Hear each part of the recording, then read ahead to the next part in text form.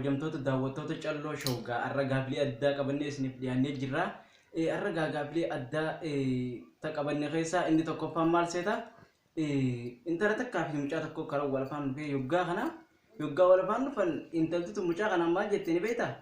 Booda kanaati haadha tiyyaa karaa raachi maqii jetteen. Mee intala tanaaf mucaan kun maal walii taallaa? Irraan isinii deebi'aa. Booda kanaati haadha tiyyaa karaa raachi maqii jetteen. Maal walii taallaa?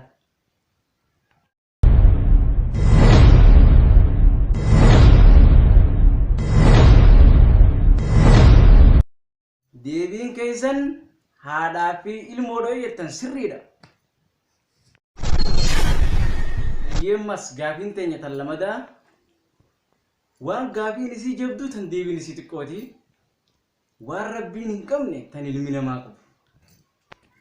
Ajaa'iba barreeru ajaa'iba waan rabbiin hin beekne tan ilmi namaa beeku. Waan gaafiin isii guddoo deebiin isii xiqqooti. Waan rabbiin hin beekne tan ilmi namaa beeku.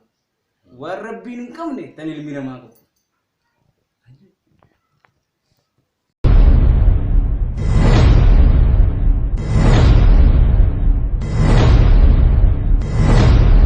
Deebiin keessan hijibaa fi jaartii yoo jettan sirriidha.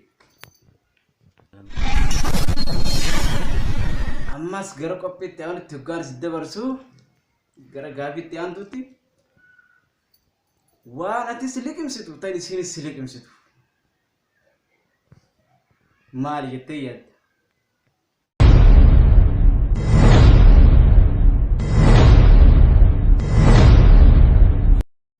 Deebiin teessan bishaanii jette sirriidha. Gaafiin xumuraa maal seeta? Waan kee tan namni sirratti fayyadamu. Garuu ati yeroo takka qofatti fayyadamtaa maali wanni san? Sirratti fayyadamu. Garuu ati takka qofatti fayyadamta. Maali?